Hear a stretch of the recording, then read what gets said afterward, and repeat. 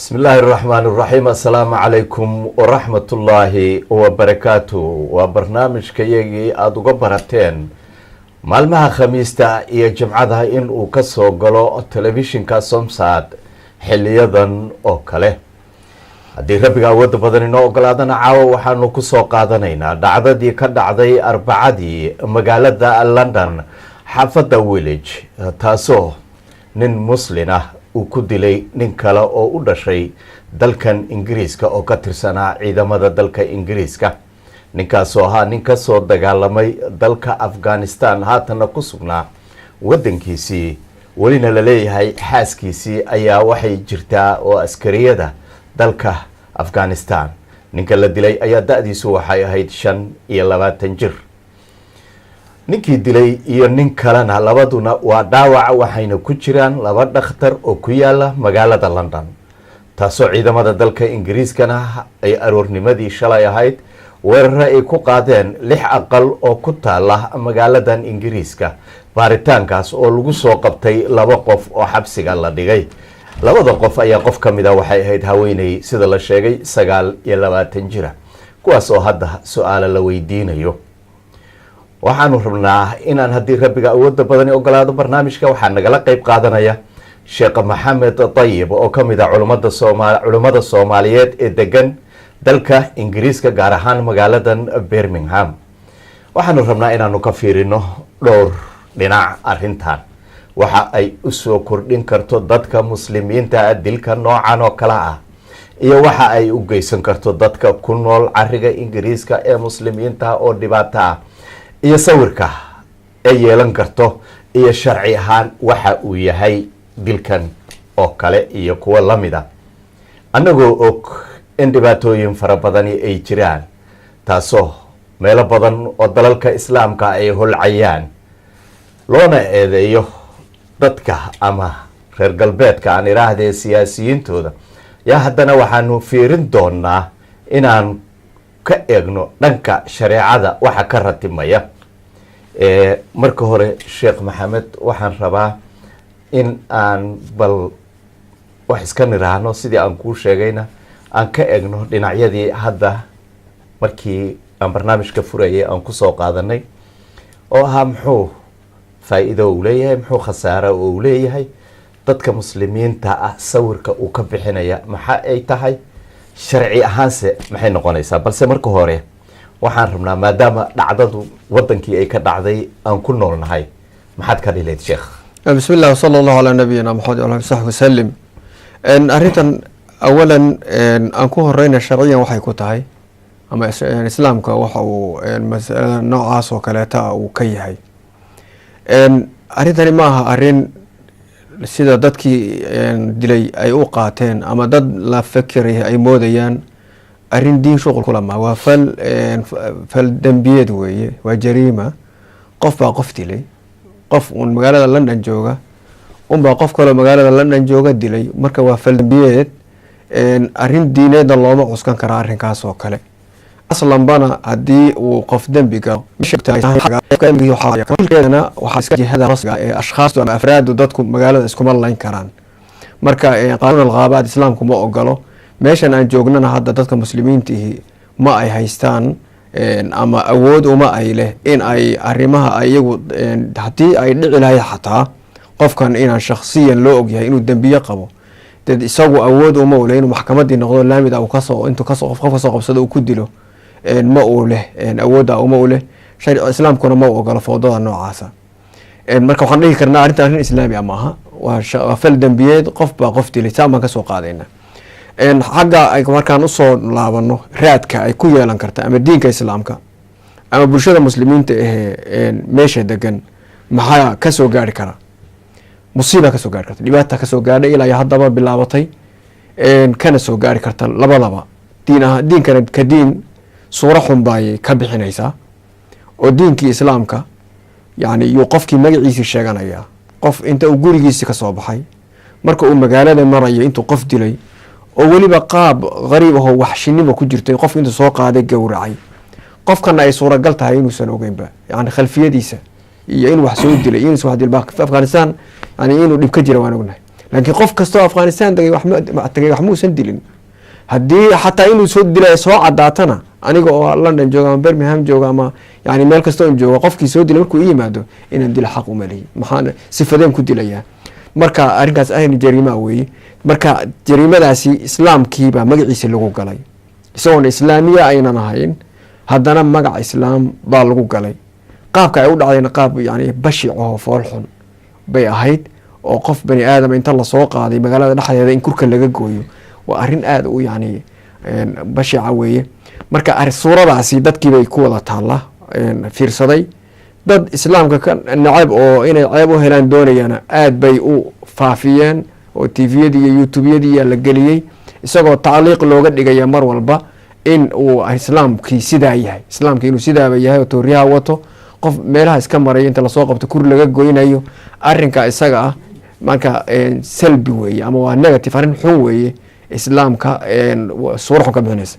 muslimiintii baa ku timid haddaba dhib baa soo gaadhay, masaajidaa la xidhay, dadkii hadda bixitaankoodii baa khatar ku jira, madaaristii carruurtii aadaysay baa cabsanaysa, annaga waaweyn baa cabsanayna xataa yani marka hadda meel marayso baqaya. maxaa yeelay dadkan aslan waxaa jira baqdaa ama isnacayb aasan baa jira oo tarbiye ah. isnacaybkaa aasan ee diimaha ku salaysan asalkiisii ama qowmiyaadka ku salaysan ama jinsiyadda iyo midabka ku salaysan kolkii wax dhacaan oo wax yaroo marmarsiya loo helo way soo baxaysaa. dad waxaa jira iyaga laftoodu khayru mas-uuliina oo kuwa wax sameeyey kuwoodii kale ah, yani kuwa hadda shalay wax dilay kuwoodii kale ah oo iyaguna inay qofkii maxkamad meeshii laga saari lahaa qalbigooda wixii ku jira caraha ay banaanka kaga gutaan diyaar u ah baa iyagana jira. marka sabab waxay ugu noqonaysaa dad muslimiin ah oo fara badan in dhibaato lasoo gaarsiiyo. haddana way bilaabatayba in yani masaajidadan ay xidhan yihiin, qaarkood lasoo weeraray, dadkii ay baqayaan, xaafadaha qaarkood caruurihii ay waalidkoodii baqeen inay meelaha cadaan ku badan yihiin oo kale inay waalidkoodii baqeenba inay bixiyaan ilmihii, yani dhib baa soo gaadhay. marka waxaan leenahay waa arrin salbi ah ama negative oo xun dhinac walbaba, saddexa dhinacba u xun, sharciyana u xun, dadkiina u xun, diinkana u xun, insaaniyadna u xun. yani bashari ahaan qofka yani qof bani aadam hore magaalada ku aragtay inaad soo qabsato kur ka goyso, insaaniyadda lafteeda saliimada ah fitriga fayoobi ma u ogolo. waxaan filayaa islaamka in uu yiri xataa xoolaha xataa markii la gowracayo ha loo asxaan falo. إذا قتل فحسن القتلة marka wax la dilay qaab wax loo dilaa jira oo yani in ixsaan laga sameeyo xoolaha hadii la gowracayo hadii hada qof toogasho lagu xukumo lagu yeesho xaq in la dilo qaab waxa jira ixsaan baa loo baahan yahay meel walba. tan laakiin waa jariimo bashiica yani laba qof isma yaqaanaan magaalada isku arkeen midkood baa kii kala soo qabto dilo waa intaas kaliya hadii shuqul kale ma waa gartay. markii loo soo noqdo marka hore waxaan asalkoodu wuxuu ka imaanayaa sheekh ninkan waxaa la yiri wuxuu muslimay 2000 wuxuuna u dhashay dalka Nigeria. marka dadka noocaas oo kale ah ma dad murabiyiina loo baahan yahay oo gacanta ku dhigo oo haga mase ciddii kaloo soo gaarta ayaa mas-uuliyaddaas qaadanaysa oo muslina oo wax u sheegi karta? waa su-aal fiican oo aynu hadda raadkeedii xumaa ina soo gaadhay kolkaynu si khalada uga jawaabnay. qofka markuu soo islaamo oo diinka islaamka uu diyaar u noqdo inuu qaato mana u yaqaano diinka islaamka waxa uu yahay, isla markaa cidda la kulanta waxa ay tiraa oo dhan waa diin. qofka isaga ah wax alla waxa yani dadkaas diinka uu u malaynayo waxa yidhaahay oo dhan wada diin weeye. wixii markaa lagu shubaa diin u ah. marka haddii aan la helin islaamka sidiisii saxda ahayd ama nadariyaadkii islaamiga ahayd oo saxda ahayd cid ku tarbiyaysa haddii aan la helin oo ay gacanta ku dhigaan hadda qolyahan la sheegay oo kale ninkan hadda gacanta ku dhigay oo kaleeto nin gacanta ku dhigay oo kale dhibaatada oo kale ay imanaysa. dhibaatadani waxay ka timid tarbiya khaldantay bay ka timid. sidaa uu sameeyey inay xaq tahay oo jihaad tahay oo janno ku galayo baa lagu tarbiyeyey. saa darteed taas waxay noogu yeedhaysaa inaynu aada u feejigaano oo dadka soo islaamaya aynu aada yani xil iska saarno. waa mas-uuliya mas-uuliya islaamiya weeye aan xil iska saarno oo culimada saxda oo rabbaaniyiinta ah aan u keenno qof soo islaamay haddaan aragna aan gacanta soo qabanno masaajidda markay noogu yimaadaan qof islaamay aan aragna aan ku dhegna ilaa aan ka sugmo oo aan asaasiyaadka islaamka ka qaban. mid kaloo khatar iyaduna jirta oo qolyaha soo islaamay suuragala in aynu waxaynu ku sheegayna uu nagu dhacay innagana dhallinyaradeenna matalan dhallinyaradeenna diinka islaamka aad ma yaqaanaan luqada ay fahmayaana waa luqada ingiliishka ah masala hadba dalalka ay joogaan luqooyinkooda dadkaas soo islaamay oo intooda badan afkaarta aan saxnayn wata baa macallin waa intooda badan waayo dadkii diinka yaqiinay luqadoodii yani luqadii ay aad u yaqiineen aad markaa xiriirkooda waa ciriiri waxay aada ugu furfuran yihiin gurubyada noocaas oo kaleeta gruubkaas marka noocaas oo majmuucadaas cunfiga wax ku tarbiyeysa amase sida khaladka ah oo cadaadis ku jira wax ku tarbiyeysa qolo kalaa jirta iyaduna oo dadkeeda ah oo iyaduna odhanaysa muslimiinta o dhan way khaldan yihiin annaga mooyeen waana majmuuco yaroon 100% labadaas marka muslimiinta cusub ee hadda soo islaamay iyo dhalinyarada iyaguna dalkan ku barbaaray labaduba haddii aan cinaayo gaara la siino aada loogu dadaalin khatarkaasay ku jiraan. waa garanay waxaanu joognaa hadda dalka ingiriiska. dalka ingiriiska waxay noo ogolaadeen inaan wadankoodii joogno ku noolaano caruurtayda wax ku barano masaajidadii bay noo fureen inaan waxyeelayno oo dadkii adiga ku ammaan geliyey inaad waxyeelaysid sharci ahaan say noqonaysaa? diinka islaamku waa diin mutakaamil ah dadka calaaqada labada qof u dhaxaynaysana wuu hagaajiyey qofka iyo ilaahaysa calaaqada u dhaxaynaysana wuu hagaajiyey waana diin asaas uu yahay akhlaaqda inteeda wanaagsan amaanada runta sidqiga daris wanaaga saaxiibtinimada hagaagsan waxaasoo dhan ba asaasi inoo ah. qofkan hadda matalan aada la nooshahay oo aada meesha degan tahay islaamku daa'iman waljaari dilqurba waljaari ljunubi daris wax la yidhaha baa jira musaaxabada waxaa jira saaxib iljambi laba qof oo meel ku nool ama ka wada shaqaysa ama ka wada qofkaas marka uu kula nool yahay xuquuq baa idin dhex martay nolosha aad isla nooshihiin xuquuq bay wadataa xuquuqdaas wuu ictibaariyay islaamku. nabiga calayhi salaatu wasalaam nin khaadim uu ahaa oon muslim ahayn wiil yar baa jiraday gurigiisiibuu tagay nabigu waa ka daba yimid waa soo siyaartay ninkii yahuudi buu ahaa wiilku marka xanuunkiisa adkaa nabigu markuu soo dul istaagayba ninkii nafta qabatay nabigu dacwo ugu yeedhay ninkii marka isagoo naftahaas u islaamay macnaha maxalsheed ku jira waxaa weeye nabigu wuu u tagay wuu xidhiidhiyey wuu ka daba tegay marka nolosha waxay ka dhalatay taasi ixtikaagii la noolaabaa xuquuq bay isu yeesheen markaasuu xuquuqdiibuu u gudayaa markaa wuu xidhiidhinayaa dadkan marka iyaga aan la nool lahay waxaa laynooga baahan yahay in aynu ku xidhiidhino wakhaaliqi innaasi bikhuluqin xasan dadka oo dhan oon la kala reebin jinsa annaas akhlaaq wanaagsan kula noolow akhlaaqdaa wanaagsan marka inagu mar haddaan diinka qaaliga ah oo tarbiyada xaqiiqada insaanka ee saamiyada ah sarreysa ku tarbiyanaya aynu haysano waa inaan iyaga uga horeyno akhlaaqda wanaagsan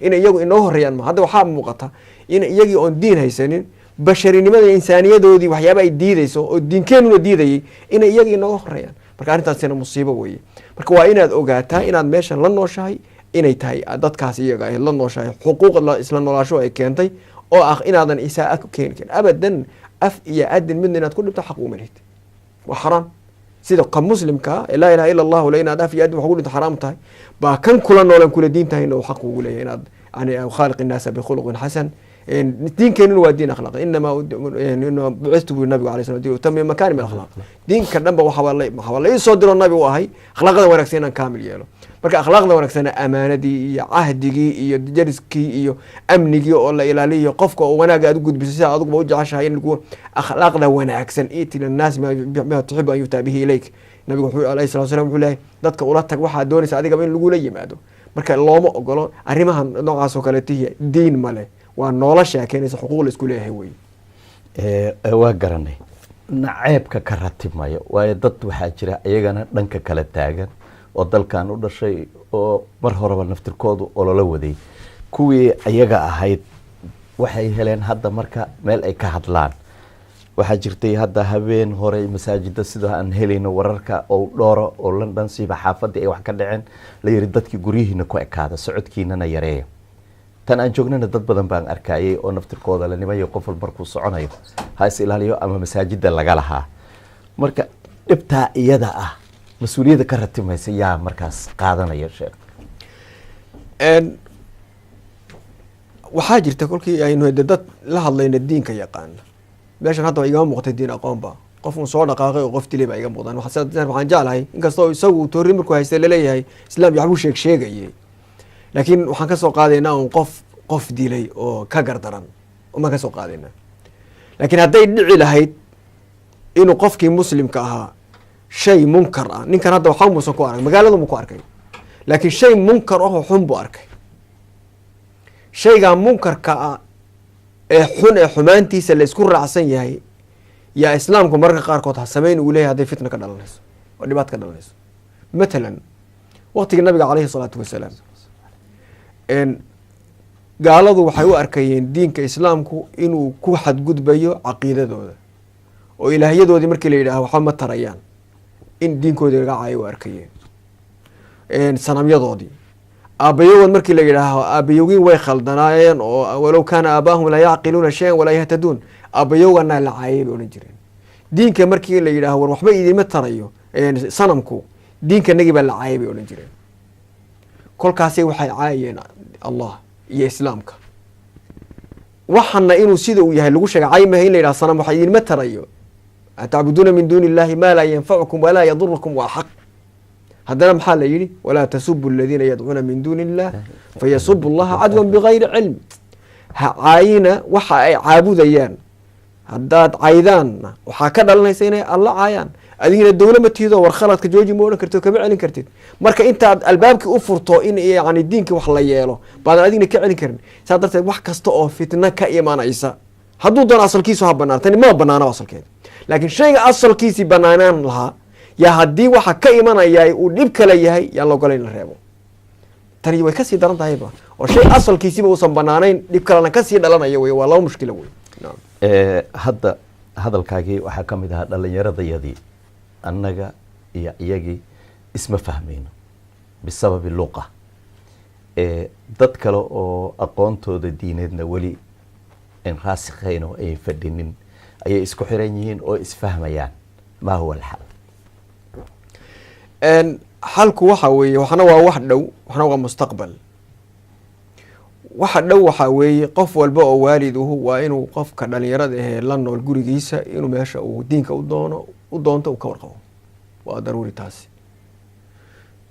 taasi isla markaa waana in uu hataa haddii ay dhacdo in uu u diro waa inuu mafaahiimta jirta uu usii sheego weliba anigu waxaan dhihi lahaa ha loo diido yani dadka noocaasa yaysan u tagin maxaa yeelay marka wixii qofkii ku qano dhawaan ilmihii kaa diidaya waxaa lagu soo qaninaya adugu inaad khaldan tahay iyago kuwa u tagayna ay yihiin kuwii saxda ahaa wuu kugu cibaadaysanaya inuu marka isaa kugu sameeyo cibaado ka dhiganaya marka si aan in xadka intaan laynala gaadhin dadka noocaasa waa inaan dhalinyaradeenna ka ilaalina haddiiba dhalinyaradu weliba ay tahay ilaa xad aynan bislaanin oo aynan isdifaaci karin oo khaladka iyo saxda aynan kana sooci karin ma taasi waa midda deg deg ah oo aan isleeyahay qof waliba qofka dhalinyarada ahee ama waalid ha u ahda walaalkiisa hadee la meel jooga ha ka ilaaliyo majmuucaadka noocaasa inuu gacanta u galo waayo diinkiisa iyo dunyadiisa labadii way fasaadinayaan midda labaad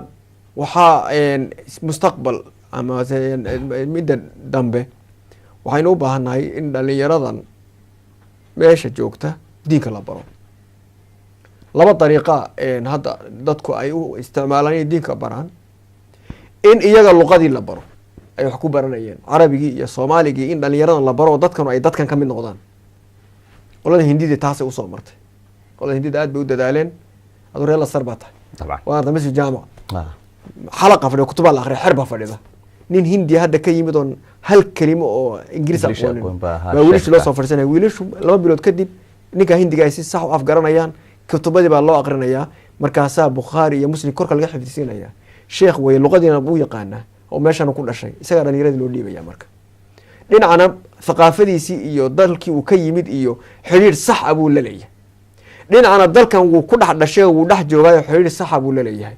wuxuu samaynayaa marka qof isu dheelitiran oo dadkana yaclam kayfa yatacaamal macahum, diinkiisiina maa yatruku wamaa yaatii bihi garanaya, diinkiisiina yaqaana dadkana yaqaana, marka dariiqii saxdaa loo baahnaa wax ku tarbiyeynaya. marka taasi waa mid qoladaasina way ku najaxeen xaqiiqatan, oo in dhalinyarada luqada la bara een lagu qasbin dadkii waaweynaa inay ay luqadoodii bartaan. tanaana ka dhow.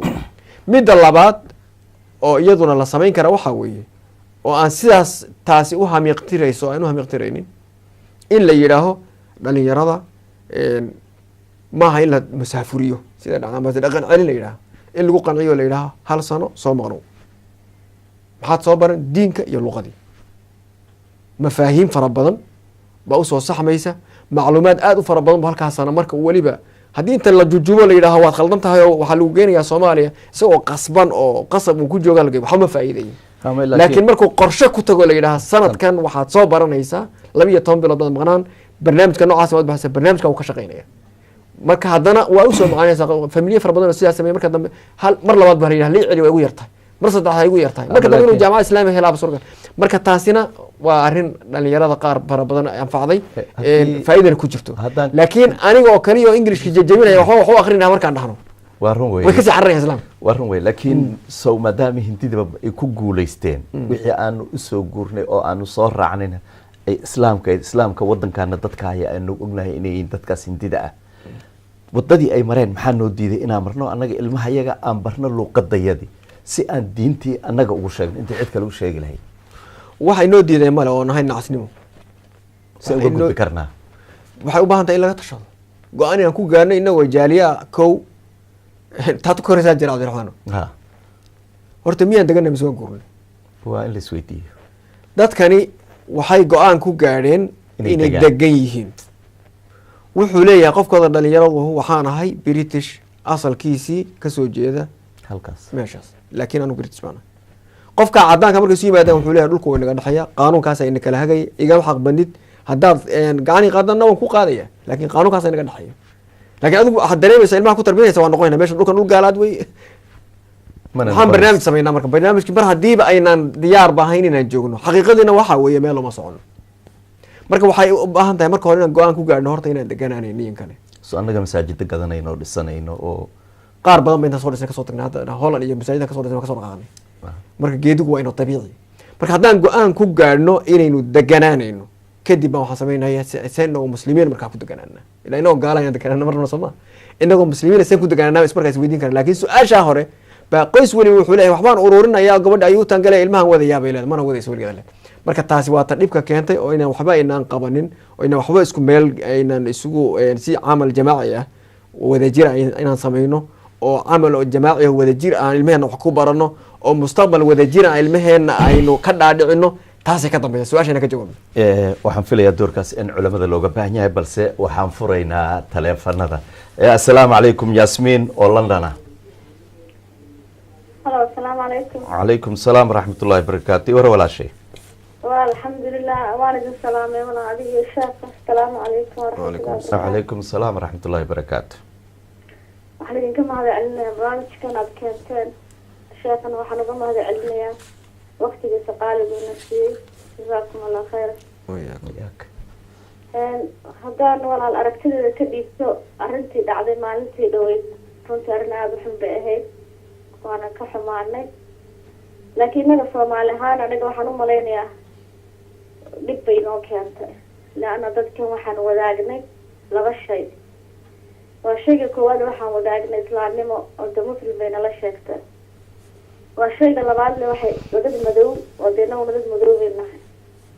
marka halkaas waxaynu yani dhibaato badan kaga siinahay dadka kale muslimkeena la ah, maadaama dad madow oo muslimiina nahay. yani dhibaata inoo keenaysaa meesha dhalinyaradeeni iyo xataa dumarkii iyo dadkii oo dhan ba nacayb baa bilaamaya.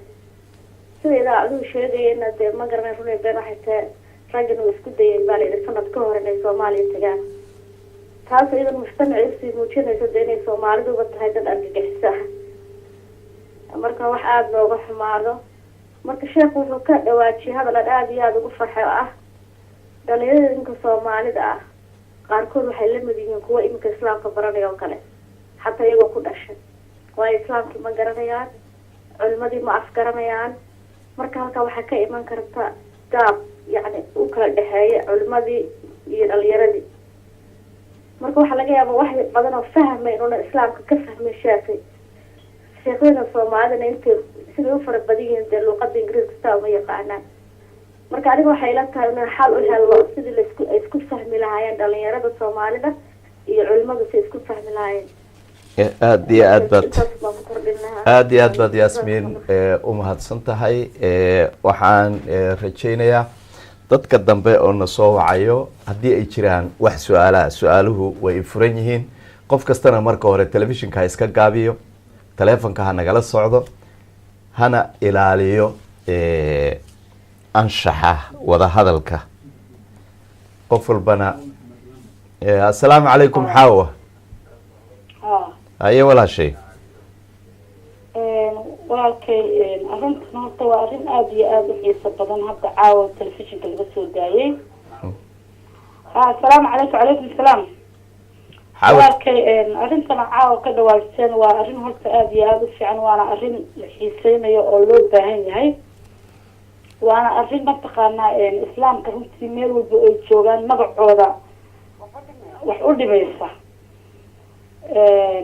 waxaa jirta arrintan horta islaamka in aada iyo aada loo baaro ayay u baahan tahay oo looga hadlo waxan inay islaam saxa ah ay sameeyeen haddaanay ahayna oo arrintan aanay islaamka sameynina loo bandhigo caalamka anigu sidaan u arko haddii ay dhacdayna dee laga sameeyo mataqaanaa apologies waayo wadankan waa wadanka aan ku noolnahay intaasoo xawa aada iyo aad baad umahadsan tahay fikradaaduna waa caddahay inaad ka xun tahay waxa dhacay ayna ay ku damqayso sheekh maxamed haddii aynu usoo noqono su-aalaha yagi dhibtan markii ugu horreysay maamana noqon doonto tii ugu dambeysay sidee baad is leedahay hadda in loogu diyaar garoobay u baahan tahay siiba annaga ka ummad ahaan ka muslin ahaan gaar ahaan ka Soomaali ahaan maadaama rag badan oo dhalinyaraha aan leenahay oo weliba ku xiran dadka ajaanibta sida aad sheegtay halkee hadda wax ka qaban karnaa oo ka bilaabi karnaa waxaynu ka bilaabi karnaa way inoo caddahay dariiqadii dawadii way inoo caddahay xanuunka maradkiina waynu garanaynaa dawadiina waynu haynaa waxay kaliya u baahannahay inaan qaadano oo ah in aan dhalinyaradeenna diinka siday si saxa uga qaada manbicii ama meeshii looga baahna inay diinka ka bartaan inay ka bartaan inaan diyaarino oo sida aan soo sheegnay culimada saxda ah iyo dhalinyarada in la isku xiro family waliba ama qoys waliba gaarkiisa arrinkaas uma si buuxda uma samayn karo waxaynu u baahannahay si jamaaciya inaan u shirno dadka ilmaha dhalay iyo waalidiintii iyo culimadii iyo aqoontii intay isu tagaan in la yidhaaho afdal dariiq oo si wada jira inoo anfacayso qofku keligii noloshiisa wax kamida waxbuu ka xallin karaa laakiin ma wada xallin karo dadkana markaa ma gaadhsiin karo laakiin isla nafsa shay oo adigu keliga aad haysay haddaad adiga iyo aniga iyo 10 kale intaan isku darno aynu ka wada baxan dhahan dhibkii aad dareemaynay wanaagaan doonaynay aan wada gaano dariiqo wanaagsan oo weliba mustaqbalka socoto oo marka iyadaan ku istaagine tawriid aynu dhaxalsiina kuwa inaga dambeeyo yaynu samaynayna saa darteed waxaynu u baahannahay wax badan hadda waxaan aada ugu mashquulsanayn masaajida in la dhiso masaajid waa khayr alxamdulilah laakiin sida aynu markaa ugu mashquulsanay idaacadihii iyo meel walba masaajida ugu waalanay haddana waa inaan meel walba aynu balwarayna dhalinyaradeenna waa inaan barnaa diinkii oo sax ah luqadii uu diinku ku qornaana waa inaan fahamsiinaa ama carabi ha ku fahmeen ama soomaali ha ku fahmeen waa inay iyaga iyo diinkii isfahmaan si sax ah haddayna taasi dhicin luqada ay yaqaanaan ee aada u dhagaysanayaan waa dadkaas aan diinka aqoonin afkaar yar oo kooban oo intooda badan caatifi iyo sawirada tiifiyada laga arka ku salaysan baa diin looga dhigaya marka lagu celceliyana 2 arrimood baa la isu saaraya dulmi xaqiiqo jira oo muslimiinta ka jira oo caalam islaami ka jira oo dad aan ajaanibi intay ciidamo qaadaan ay geeyaan baa dad muslimiin oo meel jooga la soo dhiba taas baa la tusaya. nadariyaad iyagu ay wataan oo khaldan iyo taasay markaa isu waafajinayaan. qofkii marka waxaa lagu cabaynayaa inuu markaaba ficil ku dhaqaaqo khaldan. marka luqada lagula hadlaya waa luqa salis oo ay aada u fahmayaan oo lagaga dhaadhicin karo. sidaa darteed taasaan uga hortagno waa inaan ilmaheena iyo diinka isfahamsiina. ilmuhu waa inuu isagu uu wato silaaxi ama hubkii uu isku difaaci lahaa waa inuu isagu wato. ma celcelin karno banaanka lama celcelin karo. qanaaco waa inuu marka waa inuu qanaaco kaga tago. qaarkood marka haddaan samayno qayb yar oo tusaale oo wanaagsan haddaynu samayno marka dambe iyagaa isu yeedhaya. assalaamu calaykum cabdifataax oo londona. cabdifataax asalaamu calaykum. waxaan umale waa uu ka go-ay. haddaanu sii wadano dhibaatadan ayada waa la yaqaanaa asal ahaan judurteedu waa la ogyahay. waa fikir wey. fikirka isaga see loo sixi karaa? waa laba arrimood. qofka waxaani ku dhacay sidii looga sixi lahaa waa darajo. kuwa uusan ku dhicin sidii looga hor istaagahaana waa mid kale. inaga hadda waxaa inuusan fikirkan faafin miyaan laga hortegi karin? yani in waxaan aan ka soo qaadno waxaan waa fikri xanuun oo kale ah. xanuunka marka ciddii uu hayay in laga daweeyey iyo kuwuusan weli qaban in laga ilaaliyo wiqaaya laga sameeyo waa laba kala tallaabo. inta uu hayo way yar tahay, waxaa badan inta uusan haynin, laakiin wuu tarmaya hadda wuu socdaa. sidaa darteed waa inaynu isku tallaabo qaadno kuwa aynu ku aragno xanuunkaas sidaan uga daweyn lahayn. inuu jiran yahayna aan isagana uga dhaadhicin lahayn, bulshada inteeda kale ugu sheegin hada mariid waa jiran yahay aan dhahno. intii kalena sida isaga ilaalin lahayn la ilaaliyo la bilaabo. marka waa laba darajo. weliba waxaa hadda aada muhiim u ah tashkhiis in lagu sameeyo oo laga hadlo qofkani afkaartan u wataa inay tahay jurthuma ama bacteria khatar ah oo diinka islaamka usoo raacday. haddaan aynaan tashkhiiskaa ku samaynin ma garan karno. waa iska weji qurux badan yahay, waa cibaadaystaa, qofkan khayr buu hayaa sida muuqata, laakiin khayrkiisa mushkila ku jirta. oo macnaha khayr yani nabiga wuxuu inoo sheegay calayhi salaatu wasalaam dad salaadooda iyo soomkooda iyo qur-aankooda iyo qiraa'adooda qolada khawaarij markuu nagu tilmaamayay wuxuu yidhi markaad soonkooda aragtaan kiina waad liidaysaan, salaadooda iyo qiraa'adooda haddana maca daalika diinku halka uma dhaafayo. macnaha taasi maxay tusaale u tahay qof kaste oo dadaal isleh laakiin si khalad diinka u fahamsan, fahamka saxiixa ka booday. haddii uusan faham cilmiga badan oo xataa qofka isagoo cilmi badan buu fahamkiisa uu khaldami karaa. marka fahamka saxiixa abaa asal ah, qofka badbaadadiisa asal u ah. saas darteed waa inayna fahamkaa saxiixa waa inuu inoo yahay hadaf. cidda uu ka maqan yahayna waa inaanu aragno shaygu markaan faham saxiixa markaan leenahay waa laba kelima carabi ah.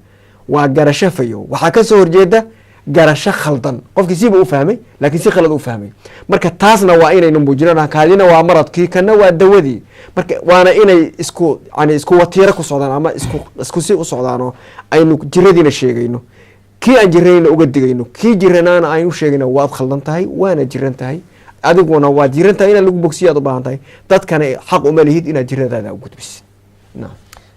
asalaamu calaykum. ismaahaan oo londona. ismaahaan london waa ka xagee walaalay? london nooradka walaala. nooradka miya? haye ismaahaan. walaalta waana salaamaya. asalaamu calaykum waraxmatullahi wabarakaatu. wacalaykum asalaam waraxmatullahi wabarakaatu. waa kaa qaadnay walaashay. walaalo horta runtii wixii dhacdadii ka dhacday london horta aada iyo aad baan uga wada xunnahay runtii. kulley qof waxba aanan galabsanin gaal iyo muslimba, yani ciidana qof maaragtay iigiisa macnaha baqeyr xaq nagu banaysta maaha, laakiin wayba dhacday. anaga soomaali ahaan haddaan nahay midda maanta yani laisweydiinay waxaway anaga maanta maxaa nala gudboon, sideen ubadkayga u badbaadinaa, sidee anaga dadka society no aan mataqaana yani aan uga badbaadina sumcad noogu dhex yeelan lahayn. anigu ra'yi ahaan laba baan isleeyahay. waa midda koowaade caruurtayada marka ugu horeyso in luqada la baro si macalimiinta iyo ardayda anaga dadkayga kamid ah ama dhaqankayga ama soomaalina markaa ilmiheen ugeysanayo yani wax aan ku kala sano ilmihena loo baro, ama dadka macalimiinta ilmahaan ugeysanayna ee cilmiga iyo mataqaana ay ka qaadanayaan inay iyada luqada ilmihii ay mataqaana ay bartaan luqada ingiriiska ahayd si iyaga ilmihii isku fahmaan. waayo wax aad dhayalsato beri kama dhib weyn bay kuu keenayaan. annaga tan haddaan dhayoosana maanta ilmaha iyaga futureka mustaqbalka kuwa soo barbaaraya waxaa dhici doonto most of them ilmahaas inay ka qaataan cilmiga dad aanan soomaali ahayn ama culamo aanan soomaali ahayn taasna waxay keenaysaa hadhow ilmihii in fikrad qalada iyo waxyaabo aan jirin ilmihii laga dhaadhiciyo anaga diinteeda diin badbaado ah waa diin mataqaana ixtiraam leh waa diin mataqaana gaal iyo muslim ba xaqeeda siisay laakiin haddana ilma ay ku dadaaleen hadhow dhibaato badan baa nooga imaanaysa marka waa in macalimiinta luqada ay bartaan ama ismayhanay midaan ku weydiiyo walaashay adoo raalliya sheekh hadda markuu hadlayay tusaalahaan wuxuu usoo qaatay dadka wadankan nala degan oo ka yimid wadamadan Asia caruurtoodu afkoodu way taqaan culimada waxa u dhigtana luqada Ingiriiska ma yaqaanaan qof kastoo masaajidadooda tagana wuu arkayaa waxa lagu wada hadlaya waa afkoodii maxaa diiday annaga in caruurtayadii afka Soomaaliga aanu barno siiba hooyooyinka maadaama la yiri afka hooyo oo idinka lidin nisbay lidin celiyay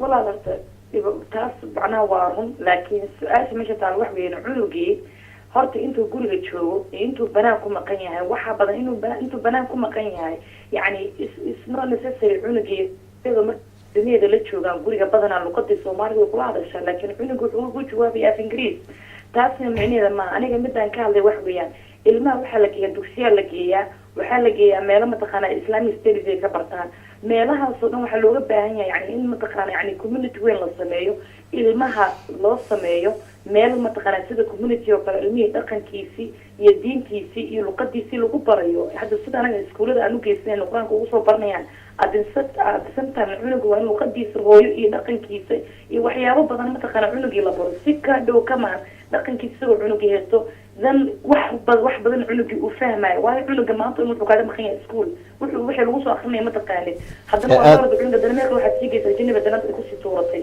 dan cunugaaga intuu kula seexanaya mooyaane badanaa cunugaaga fikrad kale iyo mashiin kala ku rakiban cunugaas dhow markuu soo weynaada beri ka maalan dee waxaa dhici doonta in waxyaabo badan adiga xataa fahmi weysa markuu cunugii soo qaangaaro wixii lagu cil ahaan u sameeyo aad iyo aad baad ismahan warka waa cad yahay fikirkaaga aad iyo aad baad u mahadsan tahay sheekh maxamed dan usoo noqon hadday markaad ka hadlaysay waxaad tiri xaaladan in la tashkhiisiya u baahan tahay yacni in xaaladii la kala dhigdhigay u baahan tahay oo la ogaado meesha ay wax ka socdaan see lagu ogaanayaa qofka waxaan xambaarsan qaabkee lagu garanayaa aniga waalidkii baan ahay ilmahaygii inuu waxaan xambaarsan yahay maxaan ku garanayaa maxaa tusaale ahaan la ii siin kartaa caawa horta qofkaan diinka aqoonin aada uma garan karo waxaa suuragalaba hooyadii markii ay intay dugsi geyso wiilkii uu qamiis usoo qaato oo salaadihii uu u aado waa wax fiican inay aada ugu bogto hooyo masjidkaas waa masjid fiican marnaba haka ay tiraaho laakiin nadariyaadka uu soo qaadanayo inay kala baadho inuusan qofka diinka haduusan aqoonin aada u kala garan baa suuragala laakiin waxaa lagu garan karaa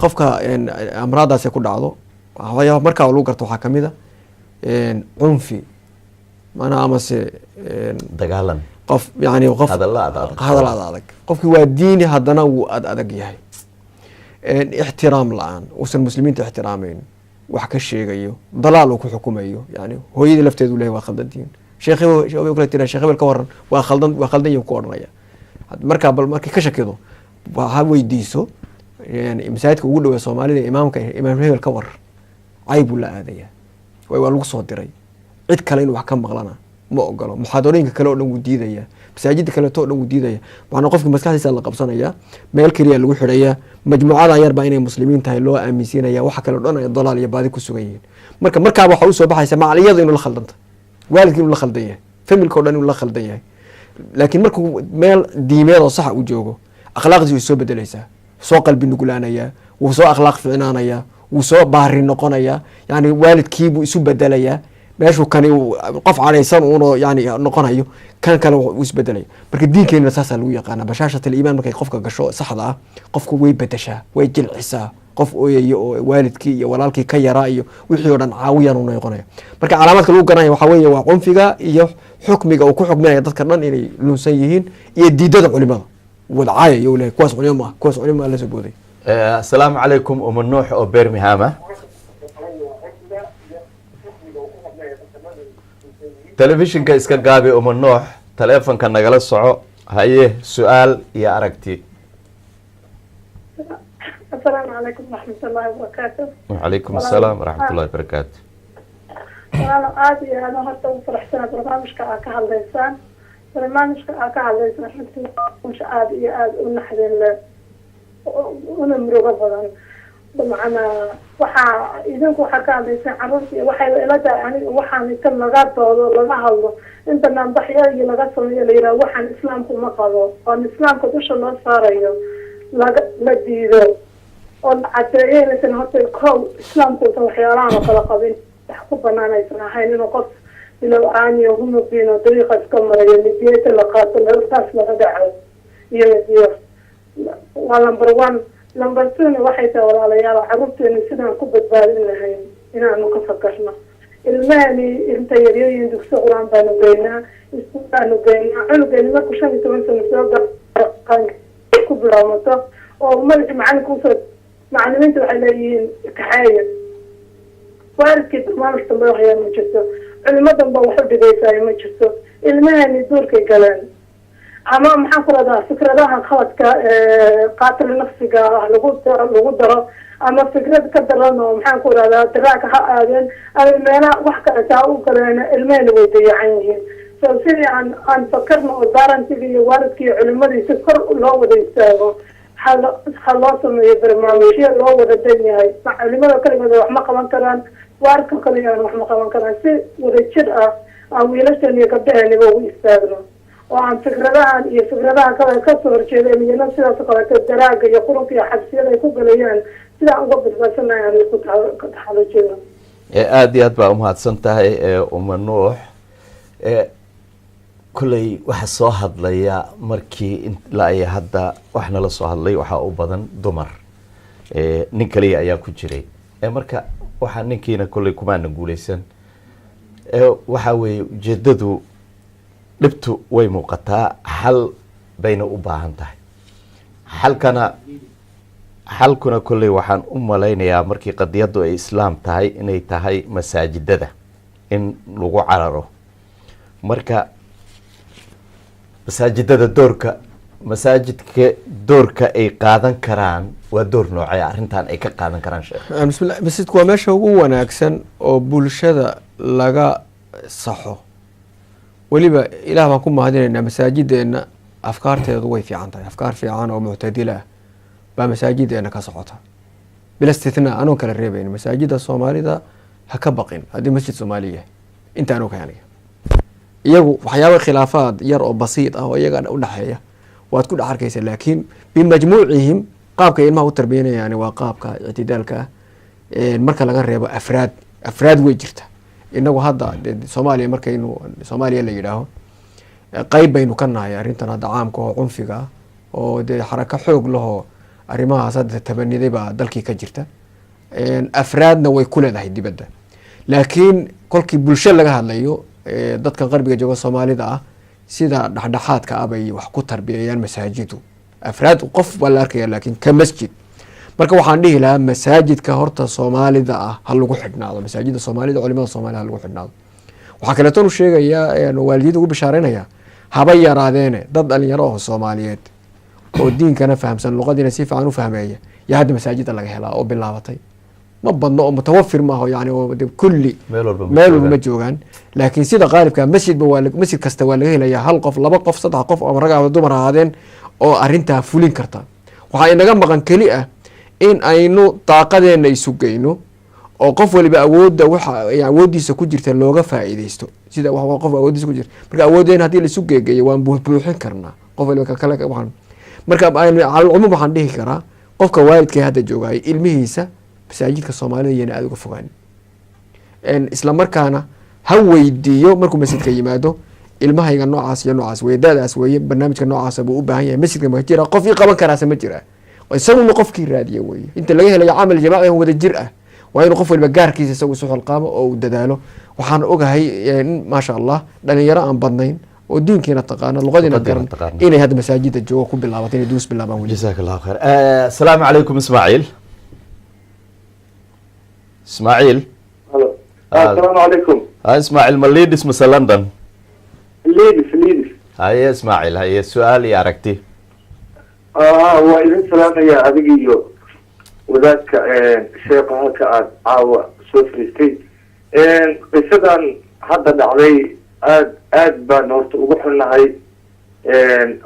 dadkeena islaamka ah, waana siduu sheekha sheegay diinta iyo dadnimadu labaduba ma qabto. qisadan oo kale waxay ka dhacday wadanka Holland. nin la yidhaahdo Theo van Gogh baa waxaa dilay nin Marocaan ah, toorey ku dilay. kadibna boliiska halkaa ay ugu yimaadeen. islaamkii halkaa deganaa oo ay u badnaayeen Marocaan waxaa la qabanqaabiyey in dadka shacabka ah la tuso waxaa dhacay, in aysan la qabin. iskuullada ardada waa la weydiiya, waxay yidhaahdaan ma muslim baa tahay? waxay oranayaan anigu muslim baa ahay, laakiin fikirkaan hadda ninkaan lagu dilay lama qabno, nin gaar buy. anigu marka waxaan qabaa caruurteena inaanu ka dhaadhicino in iskuullada waa lagu weydiinayaa.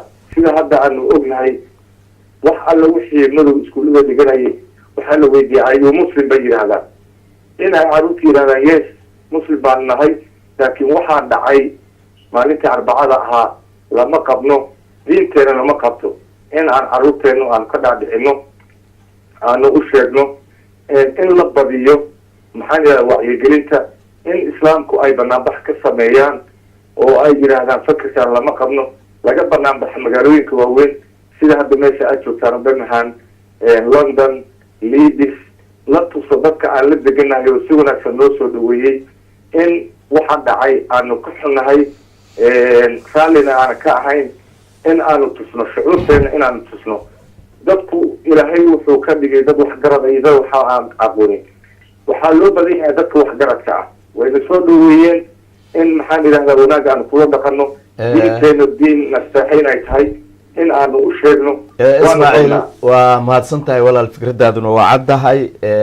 sheekh maxamed waxaan rabay inaan ku weydiiyo, dadka soomaalida inta badan waxay jecel yihiin ilmahooda in qur-aanka loo baro, qur-aankana ay u xafidaan. waa miise fiican oo dadka soomaalida ay ku ammaanan yihiin. laakiin haddii la dhihi lahaa masaajidu waalidku qof kasta markuu u yimaado wuxuu leeyahy ilmahayga waxaan rabaa 114 in la ii xafidsiiyo, la ii baro, waa wax wanaagsan. ma ka fiicnaan lahayd cunugaas in la baro qur-aanka suu akrin lahaa, laakiin kutubo yaryar oo dadku ay wada dhigi karaan oo akhlaaqiyaadka oo yaryar ilmahaas lagu tarbiyeeyo. way qofka hadhow markuu weynaado waxaa dhici karta inuu isagaba haddii alla toosiyo qur-aanka u raadsan karo. bismillah, waa su-aal meesha ku jirto aada u wanaagsan in aynu fahmnana ay inoo fiican tahay. qur-aanka in la xafidiyo waa arrin fadiilo weeye, arrin aada u qiimo badan weeye. muslimiintana in weliba xafado laga helo waa bishakl caam waa fardu kifaaya. laakiin kolkii shaksiyan qofka loo gaar ahaan loogu soo dego qofka inuu qur-aan xifdiyo waajibku maaha, laakiin inuu diinkiisa barto waajib ay ku tahay. diinka inuu barto oo ilaahay u barto oo rasuulkiisa barto oo qur-aankii uu wax ka fahmo oo waajibaadkii uu barto oo xaraamtii barto waajib ay ku tahay. lakin qur-aan inuu xifdiyo fara badan, faatixadun baa waajibka inuu qur-aanka ka xifdiyo. innaga tarbiyadeena markeedii hore ma odhanayo awowyaheeni iyo culimadeeni way khaldanaayeen, laakiin waxaa ka wanaagsanayd dugsiga qur-aanka inta wiilka usha loo soo qaato qur-aanka lagu xifdisiinayay in loo bedelo inuu faatixada markuu akriyo loo laqmeeyo, faatixada bartaba in loo fasiro, qul acuudu birabbinaas markuu bartaba in loo fasiro. markuu juscamo yaqaanaba waa culimo, ilaahay wuu yaqaanaa, rasuulkiisa wuu yaqaanaa. innaga waxaa inoo badnayd ilmaha qur-aanka si qur-aan uusan garanaynin inuu si webta loogu hayo iyo horta macalinka iyo qur-aanka uu isla dhici jiray. inta wanaagsan ee wadaadada inoo ah ma aha intii qur-aanka soo baratay keliya, waa in markaa kadib inta ay xalaqaadkii iyo kutub akhris gashay diinkii fahamtay. waa sax wey, laakiin kii qur-aanka keliya ahaa waa weli waa caamay. ushi waa bedelnay, laakiin hadda waxaan ku bedelnay ilmihii inaan si kale u ciqaabno, inaan reebno ardada kale oo baxday, ama inaan niraahno istaag xagga taagnow inaan niraahno. laakiin weli waxaanu haynaa wadadii. marka waxaan ka wada taas waa tarbiyadeena hore soo marnay. marka bulshada Soomaaliya hadda markaad u fiiriso kulli ilmaha dugsi baa la geeyaa, kulli dugsi baa la geeyaa, soo ma inta ilaahay ka cabsata waa inta kutubada akhrisatay ee diinka islaamka barata. intaas ilaahay ka cabsata. intii kale qur-aanka intay meeshaas ka dhigto waa iyagan hadda iridaha taagan ee dadka laynaya wixii arday dugsiga wey wax dadka laynaya marka waxaynu u baahannahay haddana meeshaas haddii xagga ay qoryo qaateen meesha wax kale qaadanaya ilaa diinkii lama yaqaana soo ma marka waxaynu u baahannahay haddii uusan waqtigii inoo saamaxaynin inaan qur-aankiina xifdino diinkiina barna ama bay-adii ba inoo saama ilaa qur-aanka xifdigiisu bay u baahan yahay bay-a weyn buu u baahan yahay xifdiga waa arrin culus weeye marka wuxuu u baahan yahay arrin ka duwanta meeshan ka duwan marka waxaynu u baahannahay qof ilaahay isticdaad uu siiyo oo qur-aankii jecel waa la helaya laakiin si caam ah in aynu ku dadaalno fahamka intaan ku dadaalayna ka badan xifdiga inaan faham ku dadaalno waa garanay khadiijo oo london assalaamu calaykum khadiijo calaykum asalaam waraxmatullahi wabarakatu haye walaashay su-aal iyo aragti aniga horta waxaan rabay aragtidayda inaan horta waa idin salaamay salaamta islaamka idinku salaamay iyo wadaadka salaamta kabacdi waxaan rabay inaan bal xoogaa aan ka hadlo arrintii ka dhacday london runtii waa wax cabsi iyo walwal ah inkastoo dadkii dawladdii ay si fiican u hadashay laakiin walow ay jiri karto in waxyaalo badan shicibkii qalbigooda ma degana haddii aan fikradeyda aan idinku darsada ah haddii culimmadeenii wanaagsanayd haddii ay inta london joogto isku darto amba la samaysto guddi oo caddeynayso inay ka nadiif yihiin waxa ay yihiin dad yacni waxyaalahan isqarxiskaan iyo dilkan iyo diinteeni ku jirin yacni culimmada iskugu imaato yani la sheego qofka wuxuu haystaa warqada waa qof nadiif ah because wiilkan hadda soomaaliya u socday baa layiri dadkaas haye iyuu ku xirnaa wixii anaga xataa dhinacan aan kasoo geli karnaa marka waxaan rabnay dadka xun culimadeena inay noo iftiimiyaan qofka xun diinteenii waxyaalaha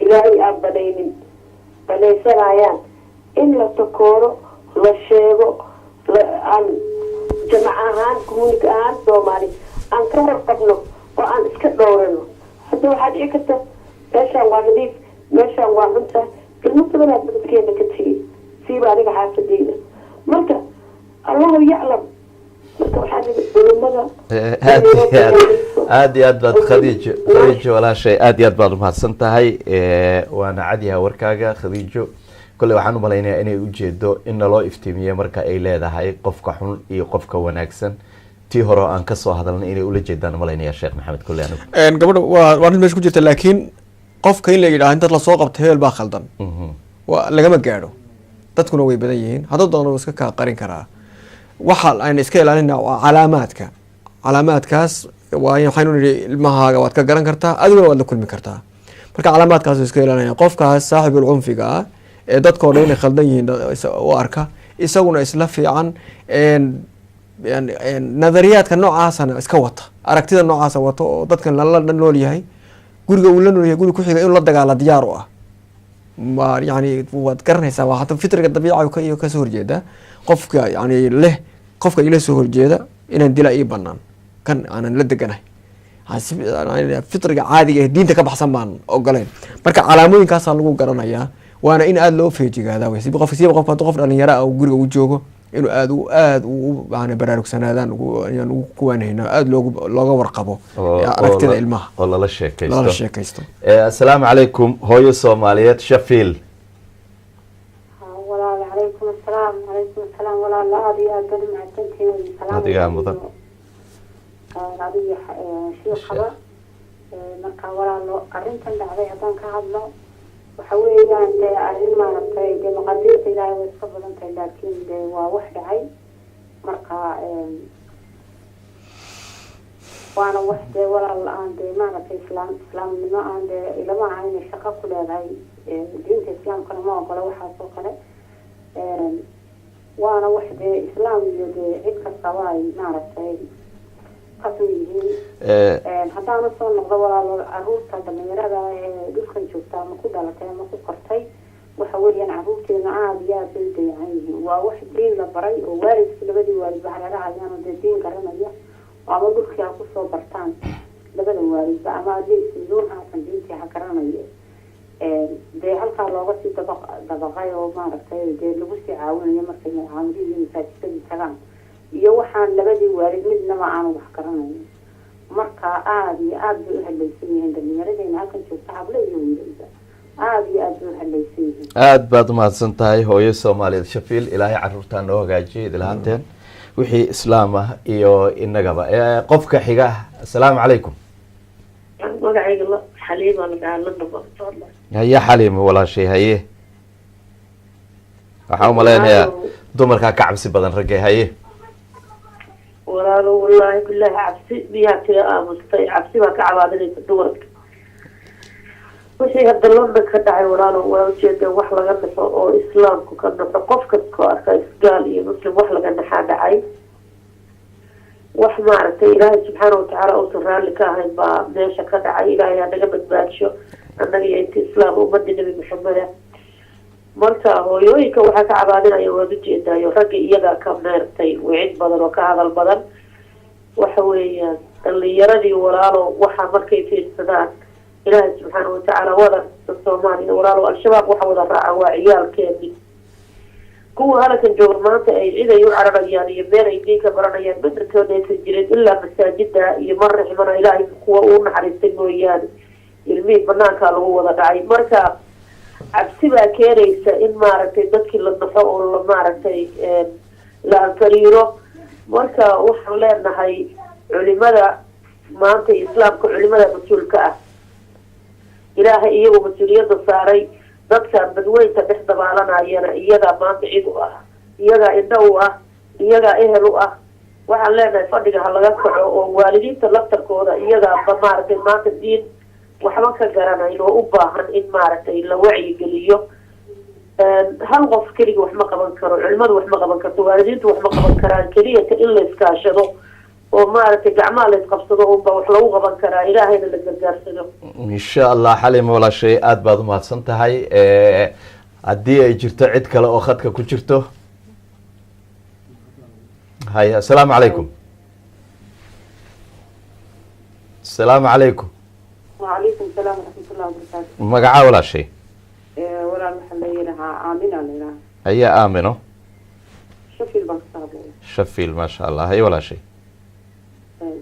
خطتنا وجرا ها ما شاء الله السلام عليكم ورحمة الله وبركاته وعليكم السلام ورحمة الله وبركاته ولا وحوي من نوع عرفتي قارن وحوي سؤاله عن شيخ ويدينا oo ku saabsan barnaamijkan ka hadlayno ciyaadu billaah waxa dhacay waa wax ilaahay subxaanahu wa ta'aala laga magan galo waayo wuxuu ku dhacay magaca jamiin islaam sheeganaay taasa baqdinta inoogu wacan inana yani waxay ku dhex jiraan dad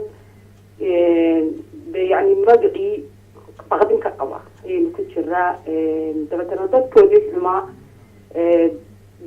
kusoo dhuumanaya waxaan ayaa inoogu soo gabanaya marka ilaahay subxaanahu wa ta'aala waxay naga nabadgeliyo sharkooda waxyaabaha adduunka ka dhacayaana kamid tahay waana laga yaaba inay cudro inoo tahay oo baraarujin inoo tahay inaynu seejignaano oo de ubadkeena iyo dadkeena gacanta lagu hayo ee dadka kale soo barayaan wax ay ilaahay subxaana watacaala inoogu dhigayo cibra taas waa mid waa aragtideeda weeye talabaad sheekha ayaan waxaan weydiinayaa culimadii wuxuu yidhi sheekhu caruurtii marka aad ilmahaagii kala cararto dee dabadii aad tiraho diintii bar masaajidadii baad geynaysaa culimadii ma wada saxsanta weliba culimada soomaalidan ka hadlaya anigu culimada afka kale ku hadlaysa bagastaanta ama hidida ma ka hadlayo shafiilo kalan kaa sameeya for example masaajidada iyadu waa yar yihiin magaaladana waa yartay dadka degana ma badna masaajidadii midba mid baa laga agfuraya waad arkaysaa inay kala qaybsan yihiin waxbaa jira ila dadku ma indhalee caruurtii yaryarayd ee wada ama police recordka lahayd ama xabsiyada laga soo daayay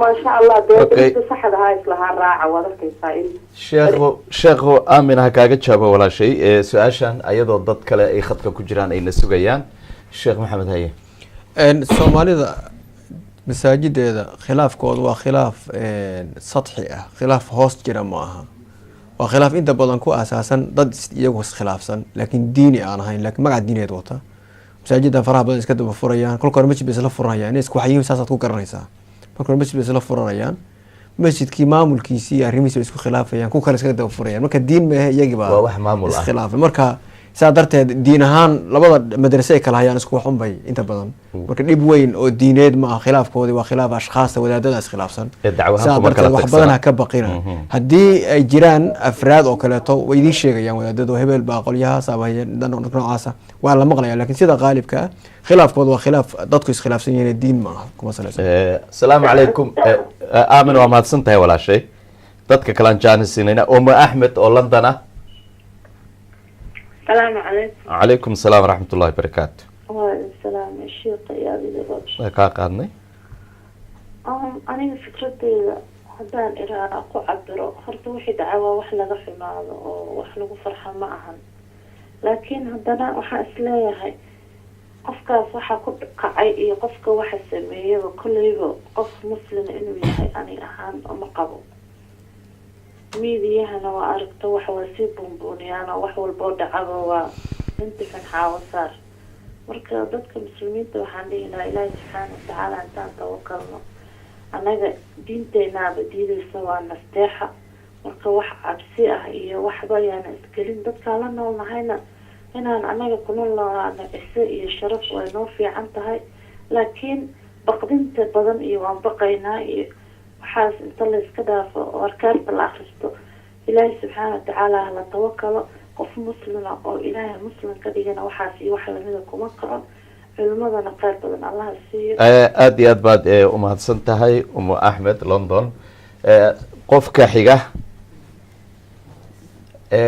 sheekh uma malaynayay tiri Umu Axmed ninkaas inuu muslim yahay axkaamta noocaasa ama xukunka noocaasa maxaa akhi kolkuu qofku sida waxaynu nidhi diinka asalkiisa lagu badbaadayo waa fahamka saxda ah sax haddii uu fahamku khaldamo qofka waxyaaba khatar ah buu ilaahay ugu dhawaanayaa tusaale ahaan cali bin abi aalib oo 10kii yani nabiga oo nool jannada loogu bishaareeye oo taariikhdiisa islaamiyeed aynu ognahay nin muslima isagoo salaad ku jira usoo dhuntay inuu janno ku galu rabay saasuu u fahamsan yahay diinka inuu cali dilo yuu diinka u fahamsan yahay inuu jihaad yahay marka ma odhan karna qofkaasi muslim ma maxaa yeelay fahamku markuu khaldamo khaladkaas ay yimaada noocaas oo kaleeta marka waxaan leenahay waa suuragal anigu isagoo shakhsiyan uma naqaano inuu laakiin qof muslim ahaa laakiin islaamkii khalad ka fahamsan inuu yahay waa suuragal laakiin inagu anu shakhsiyan qofkan hadda tacbiir xaqiiqi ah kama samayn karo السلام عليكم فاطمة علي أو لندن هي فاطمة هاي السلام عليكم عليكم السلام هي ولا المقعة أبو صهيب أبو سيب حقك سؤال لا يا عم كسوهضر جرمك جرمل كم يا هي أخو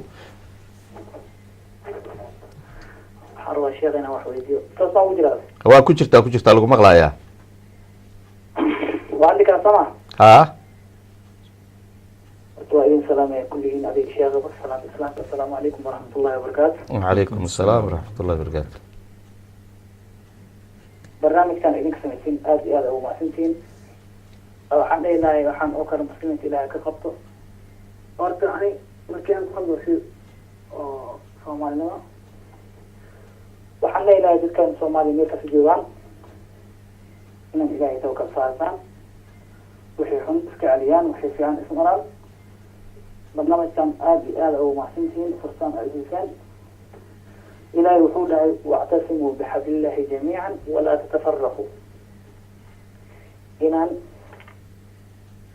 iska canqabsano iyaga xaqaa isfarno wixii xun iska celino saasaan ku darsan lahaa raayigay aad iyo aad waa umahad aad iyo aad baa umahadsan tahay walaalkay waa sax wey waxa uu sheegay waana wax diiniyan ah sheekh maxamed ayaddii qur-aanka ahayd hadda uu soo qaatay walaalkeen iyo annaga oo erey horo adiga aad tiri haddii aanan helin annagoo dhan oo arrintan u wada kacno xal lama gaarayo sidiisaba qofkan waxaa la yidhahaa insaan daciifun binafsihi qawiyun biikhwaani nabiguna markuu muslimiinta uu tilmaamayey wuxuu yihi almu'minu lilmu'mini kalbunyaan yashuddu bacdahu bacda washabaka bayna asaabici. yani gurigu markuu sidaa u taagan yahay waa guriga adag ee dabayshu dhaqaajinaynin ee adag wuxuu ku adag yahay waa la isku dardaray markaasuu isqabsado guri noqday. laakiin haddii dhagax loo qaado waa daciif oo qof keliya saa u qaadi karaa. marka dadkuna waa sida macnaha xisiga kulkusaaya macnahiina waa sidaas. wadajirka wax lagu qabtaa saa darteed baa diinkeena ina amray wadajirka inaan wax ku qabsano oo inaan kala tegin walaa tafaraquu xataa bixablillahi jamiican walaa tafaraquu. diinkeena islaamku sidiisa waa diin jamaaci ah. camaliyan baa la inoo amray salaada inaan wada tukano inaan xajkii wada aadno yani camaasheena oo dhan baa waxaa laysku keen qasbaya. badbaadadu marka waxay ku jirtaa jamaacada wadajirka bay ku jirtaa. fashilka iyo mushkiladuna waxay ku jirtaa kala taga. nadariyaadka qofku keligii waa xambaarsan yahay ma taxsiilin karo ama ma gaari karo amaasha uu leeyahay hadduusan walaaladii uusan la kaashanin. saa darteed waxaan dhihi lahaa weliba markaynu meeshan joogno waxaynu nool nahay waqti dadka nooli ay u nool yihiin jamaaco. dalkan hadda aan joogno urur baa loo nool yahay. qof waliba urur buu ka tirsan yahay. hadduu shaqaale yahay urur buu ka tirsan yahay. hadduu xataa jiran hadduu kansar hayo ururka kansarada ka jira taxi hadduu taxi ka jira. asalaamu calaykum. calaykum asalaam. waa Sheekh Cumar Good oo ka soo hadlaya Luton. haye waa ku sugaynaa Sheekh Cumar. ha okay waad mahadsan tahay.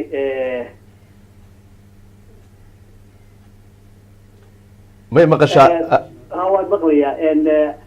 waxaan doonayaa inaan barnaamijkan contribution ku yeesho oo aan ra'yigayga anigoo soo jeediyo anigu su-aal ma qabo aan wadaadka weydiinayo sheekha weydiinayo. waa kuu furan yahay walaalkay. contribution waxa weeyaan ama soo jeedinteedu waxa weeyaan horta aad baan idin salaamayaa sida degan ee sharafta leh wadan oo waan ku hambalyeynayaa. barnaamijkani waa barnaamij aada u qiimo badan.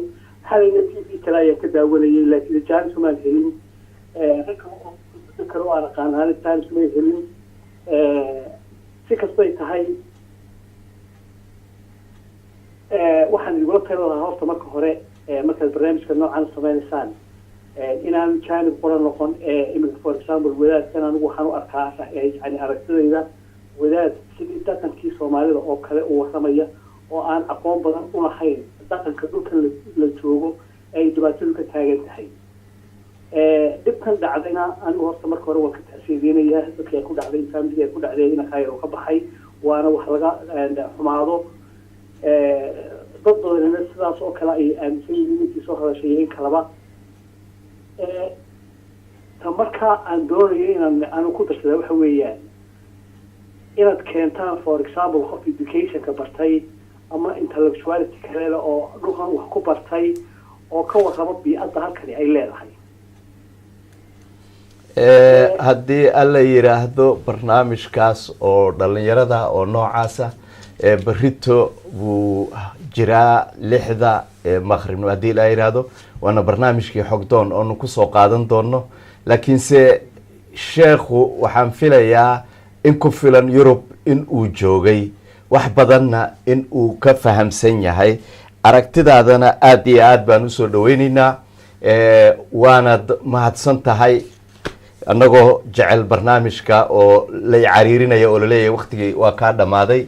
insha allahu barnaamijyada dambe ayaad si furan uga qeyb qaadan doontaa haddii alla yiraahdo. aad iyo aad baan kaaga mahad celinayaa. sheekhuna waxaan rabaa inaad 2 su-aalood mar kaliya aad ka wada jaabto anoo barnaamijka soo gabagabeynayo. midda hore masaajidda siiba kuwa yaga Soomaaliyeed maxaad kula dardaarmi lahayd? dadka muslimiinta ah oo Soomaaliyeedna maxaad dhihi lahayd? jazakallahu khayr. walaal su'aal muhiim ah. masaajidda waxaan kula talin lahaa dadka masaajidda ama maraakiista haya baahida dadka meesha ay la nool yihiin ay qabaan inay ka warqabaan marka koobaad. marka labaadna in ay diyaariyaan qaabkii baahida loo buuxin lahaa. baahida diineed oo akhlaaqeed oo bulshadeed dadku iyagay usoo istaagayaan meel kale oo ay dadku baahida la aadaanna ma jirto. saa darteed inay masaajidu dareemaan xilka inuu iyaga saaran yahay, maraakista iyo masaajid iyo dadka joogaa inay xilkaas bulshadan inay mas-uul ay ka yihiin. dadka Soomaaliyeed horta dadka Soomaaliyeed waa dad fiican, dad xun ma aha, dad akhlaaqdooda xun tahay ma aha, dad jilicsan oo durbo dawabaan ku milmay ma aha bulshooyinka dhex yimideen. xagga waxbarashada iyo indimaajka ama dhexgalka integrationkana kolkii Denmark baan ku noolaan jiray, mar walba Denmark waxay ka hadli jireen Soomaalidu integration ma leh. kolkii la baadhana lagu sameeyo tirakoob dadka waxbarta Soomaalidu meelaha ugu horeeya geli jirta. integration marka waxay u yaqaanaan inaad khamrada cabto, doofaarka cunto, habeenka diskooti la aado. kaas waxaa la yidhaha assimilation baa la yidhaha. integration waxaa weeye qofku inuu noloshu siday tahay uga qayb qaadanayo. kolkii waxbarasho loo baahday inuu waxbaranayo, kolkii shaqo loo baahday inuu shaqaynayo, kolkuu yani danaha uu leeyahay oo inuu gudbinayo muddada bulshadana waxna ka qaato waxna u gudbiyo. integration waa sameeyey, laakiin diinkaaga oo kalena. marka Soomaalidu sidaa markii loo yidhaaho way fiican yihiin. sidaa darteed mid baan kula dardaarmaya bulshada Soomaalida si guud rag iyo dumarba, waxaynu u baahannahay si wada jireen aan u samayno.